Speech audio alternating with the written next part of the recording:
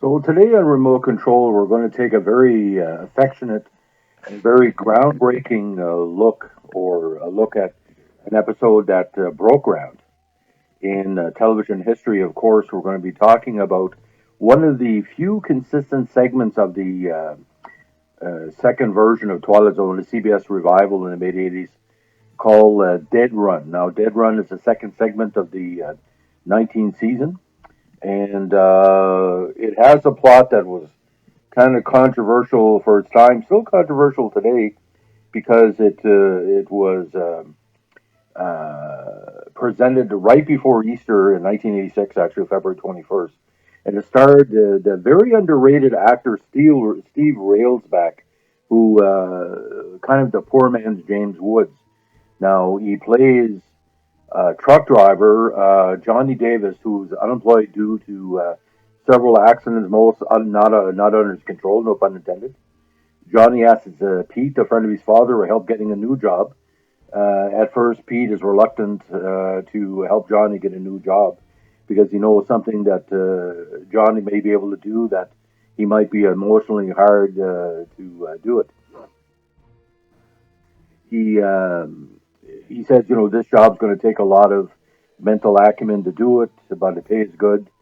And he finds out through various questions and following his friend that the run involves delivering souls to hell via semi-trailer trucks. Now, why this was controversial? That basically the attitude was in the episode or the universe that's presented that God does not have time to take care of the many souls that either believe in him or don't believe him. And we found out quickly that not only is hell run like a slum, like a ghetto, like the Warsaw Ghetto, people have been sent to hell with no reason. They're not really sinners per se that would qualify sending to hell, even though some he meets on these travels sure enough deserve to be there. There's an infamous scene towards the end of the episode where he's culling the herd, might say, and he finds out that a lot of people are being sent to hell because they're educators, sent to hell because they were gay, sent to hell because they were self abusers, like people doing drugs, sexuality, personality problems. Why the episode really stands out for me, it calls into question the old fundamentalist Christian aspect. Who deserves to go to hell? Well, if you talk to fundamentalist Christians, people that believe in God but don't believe in fundamentalism should be going to hell because you don't believe in the corporate structure of what the fundamentalist religion believes in.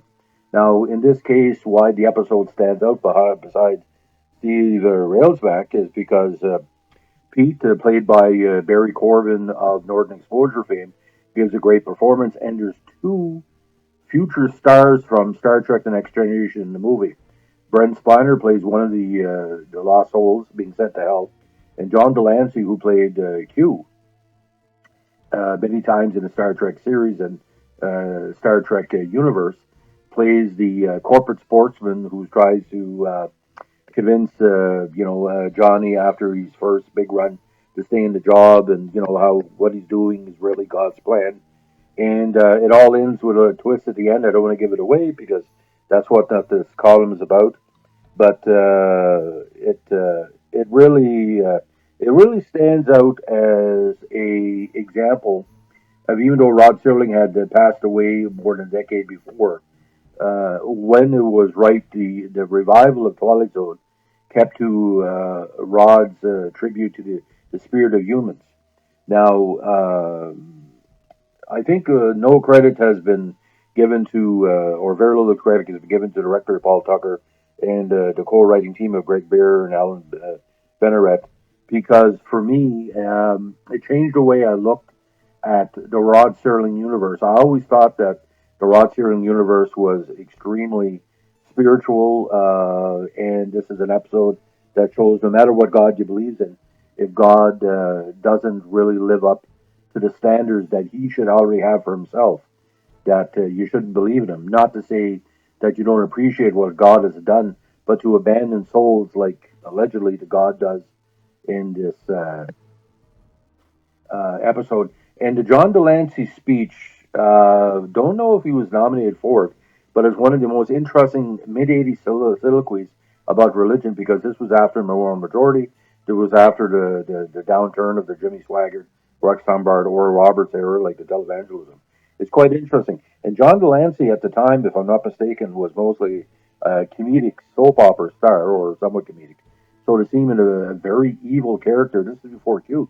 And this is bizarre to say, as evil as Q is, this character he plays in this episode, Dead Run, is more than evil because he speaks to the people that want to be spoken to like that, but he's also speaking to the people that says, this is bad news.